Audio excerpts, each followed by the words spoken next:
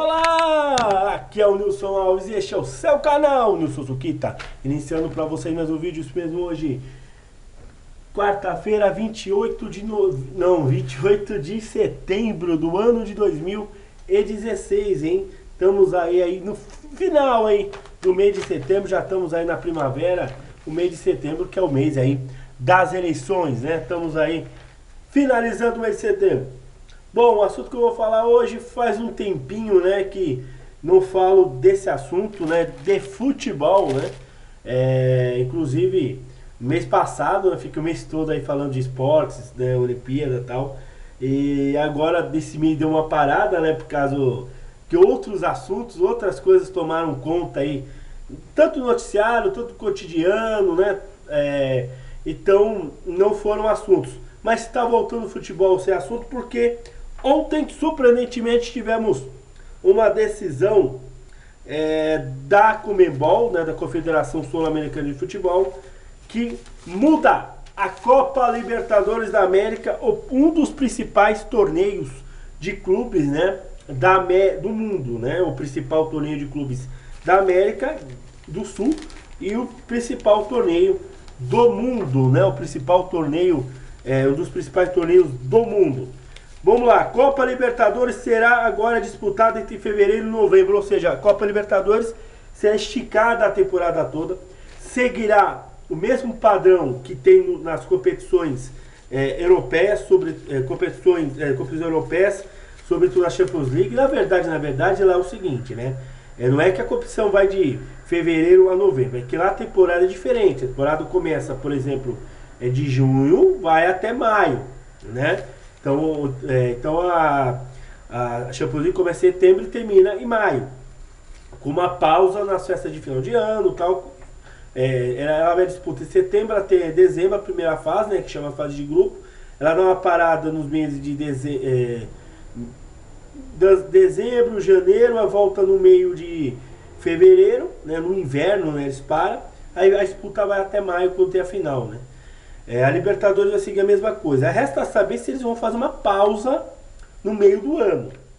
Talvez no ano que vem, não sei se eles vão fazer isso, mas é claro que 2018 eles vão fazer a pausa, claro, por causa da Copa do Mundo, evidentemente, né? A Conmebol anuncia mudanças no calendário das duas principais competições. Não é só a Libertadores que foi alterada, a Copa Sul-Americana também, que é a competição que acontece, né, no segundo semestre, seria um segundo torneio.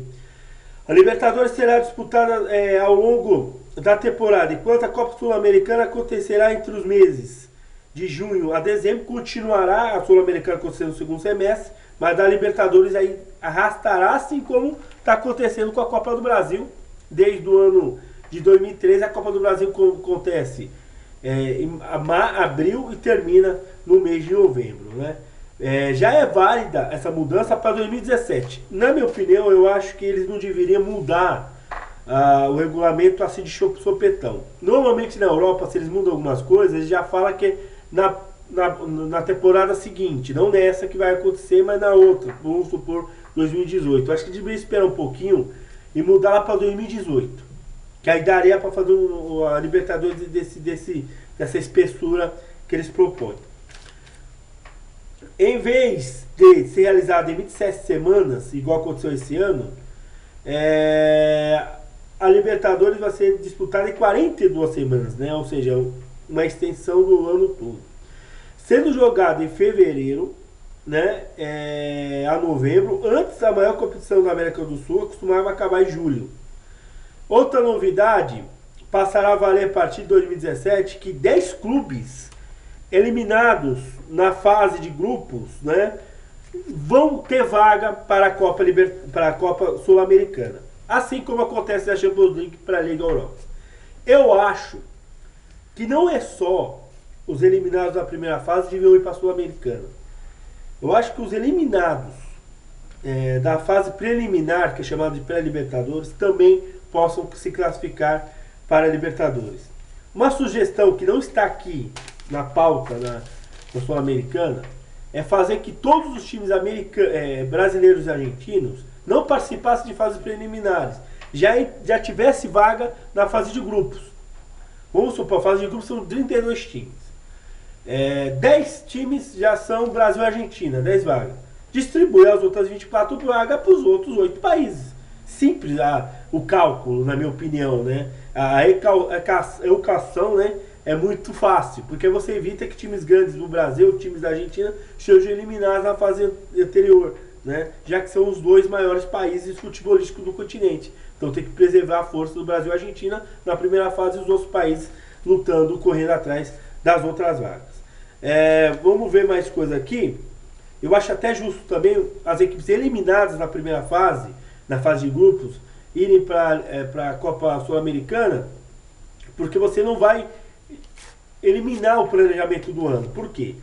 Acontecia muito, principalmente times brasileiros, eliminados da Copa Libertadores, acabavam o ano praticamente. Você teria que jogar o Campeonato Brasileiro, Copa do Brasil, e aí você tendo uma Sul-Americana para disputar no segundo semestre, que talvez a primeira fase vai terminar no primeiro semestre, evidentemente, você acaba tendo um planejamento para o segundo semestre, né? Vamos lá.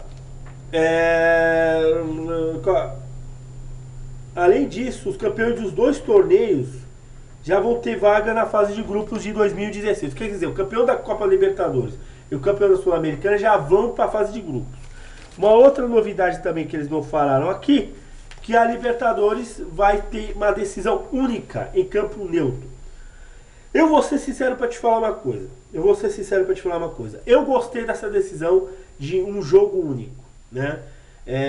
Eu acho que você fazer um jogo ida e volta, você acaba, às vezes, beneficiando o time que terá o jogo da volta. Porque já foi feito o levantamento de 10 últimas finais, 7 foram vencidas por dono da casa. 3 foram vencidas por times de fora de casa, né? Essa que seria a novidade. Eu acho que a decisão tem que ser sim em campo neutro, na minha opinião. Muitos começam a discutir, não sei o quê, que aqui a realidade é diferente, não vai vir ninguém. A proposta seria o seguinte: vamos supor que a final da Libertadores seja no final de novembro.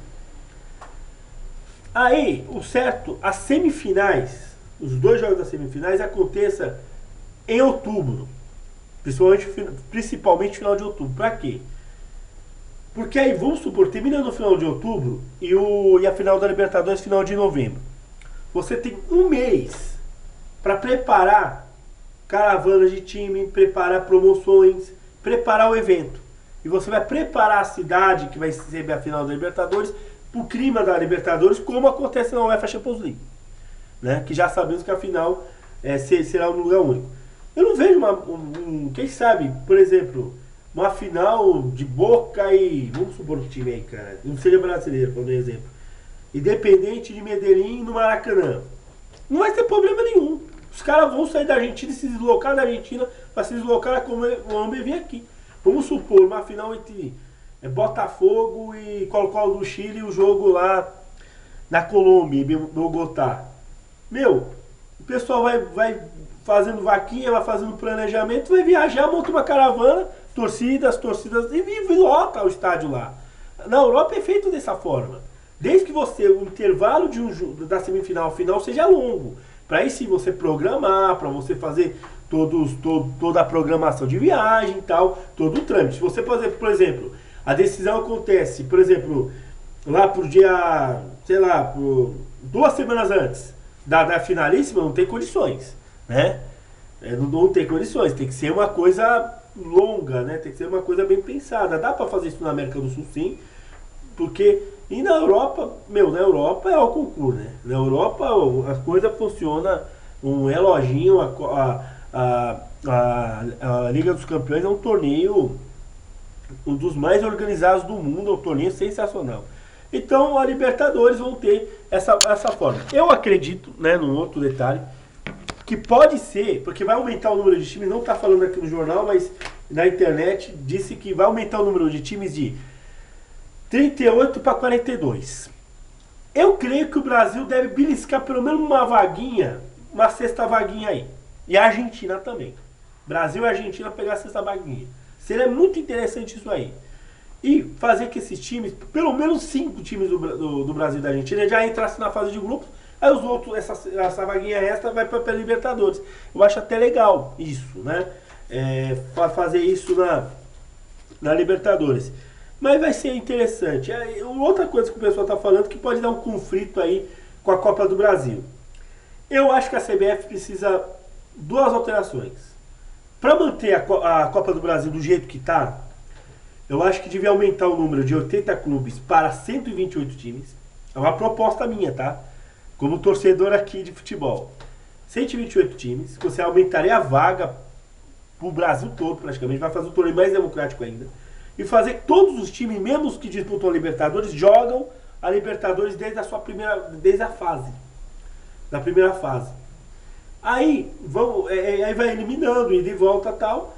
Aí seria legal que a Conmebol fizesse um calendário igual a Champions League. Por exemplo, na primeira semana, jogos da Champions League. Segunda semana, terceira semana, Copas Nacionais. No final do mês, o calendário da Libertadores. É assim que eu acho que devia fazer. Como acontece na Europa, por exemplo. Essa semana é semana da Europa League e da Champions League. Semana que vem vai ter eliminatória. Outra semana do meio do mês vai ser das Copas Nacionais. Aí depois vai ter mais Champions League. Ou seja, essa divisão que é feita na Europa, que devia fazer aqui no Brasil, aqui na América do Sul também. E a Copa do Brasil encaixaria. Já pensou uma Copa do Brasil 128 times? Times para dar com pau, os times grandes jogando desde o começo, né? Vai ser democrático demais. Acho que precisa. Os torneios têm que ser feitos durante o ano, sim, igual na Europa, sim.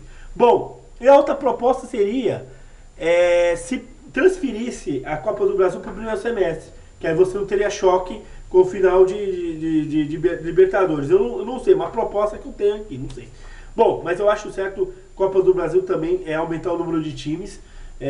Para que os calendários seriam tipo semana um evento, semana outro. Bom, um abraço para vocês, que Deus esteja no coração de vocês. Até mais.